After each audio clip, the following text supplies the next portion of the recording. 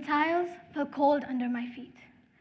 My hands just wouldn't stop shaking as I stood in a bathroom trying to breathe through a panic attack. Just 5 minutes later, there I was, posing for a group picture, smiling so wide, pretending as if nothing had just happened. And the caption, it read, "Best day ever." But was it? We live in a world where we hide the chaos, we polish the pain, where smiling is just a performance that we've rehearsed to flawlessness. Where the louder the laughter, the deeper the silence beneath. Yes, we post those highlight reels, the wins, the perfect angles, but what about those moments in between? What about those days where you showed up anyway, even when you were falling apart inside? I remember getting a math test back once, 42%. It was humiliating. I deleted that memory and posted a sunset instead, with one of those over-the-top cliche Pinterest quotes. Good vibes only. But I was failing. Not just the test, but me. Let me ask you something. Have you ever posted something that, let's say, hit some of the messy parts? Sure, some of us, of course we have. But that's the thing. We always want to see that perfect image on the internet, but that is not us. And honestly, like my camera roll is filled with pictures of me trying to look awake after like 3 hours of sleep. You know that one moment where you open your front camera and you look at yourself? That picture? Yeah, that one, that is me, the real me that often no one gets to see. Because somewhere along the way, we started comparing our behind-the-scenes lives to someone else's best moments, and we ask ourselves, why? Why are we not good enough? Why are we not good enough? But here's the thing. We think perfection is what makes people like us, but it's honesty that makes people love us. And there's so many teenagers that say they feel much worse after scrolling through social media. In fact, 1 in 5 say it actively harms their mental health. How is that connection?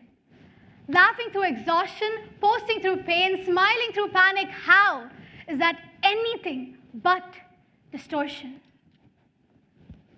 Yet, we've learned to perform this perfection. We edit, crop, filter, retake just to convince someone else that we're okay. But how long can we live this life that we were never intended for? We must understand that perfection has terrible lighting. It hides way more than it reveals. And the more we chase it, the blurrier the real version of our truth gets. There was this week where everything went wrong at once. School felt heavy, friendships fragile. I could not even sleep. I felt like I was underwater, cold, blurry, disconnected. But the moments I shared, none of those revealed the cracks beneath that smile. Because somewhere inside our heads, there's this voice, this little voice that whispers. If they see the real me, they'll leave. If they see me struggle, they think I've failed. But what we really must understand, what is imperative to understand, is that feeling is not failure. Breaking down is not failure. Being human is not failure. It is proof that we are alive. Furthermore, we always think that when someone tells us how they feel, we always think, oh, yes, I must have felt that too. Have you ever done that? when someone has told you how they were really feeling, did you really judge them, or did you feel seen? And that's the irony. We think, again, I repeat myself, we think perfection makes people like us, but it's honesty that makes people love us. I want you to leave this room with that in your minds. And that's what behind the real means to me. It's not what we hide on the internet, but in real life, in school, in friendships, in our own minds. Because behind every "I'm fine," there's a sentence that we are too scared to finish. Behind every perfect photo, there is a moment that you fail to capture. And behind every polished reel, there's a real person breathing, breaking, and trying again. Because we all have parts that we hide, the raw, the unforgettable. But sharing that is what empowers others to do the same, to be real too. So here's the story that I'm choosing to share today. The one with shaking hands in a bathroom stall, 42% on a maths test. The one with quiet panic, loud laughter, and a camera roll full of contradictions.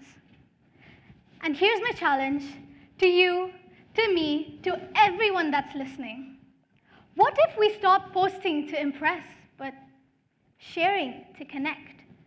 What if we let ourselves be seen? Not the filter version, but the real, whole you. Because what if the story that is so worth telling is the one that you're still living? Because more often than not, the stories that we don't post are the ones that matter the most. Thank you so much.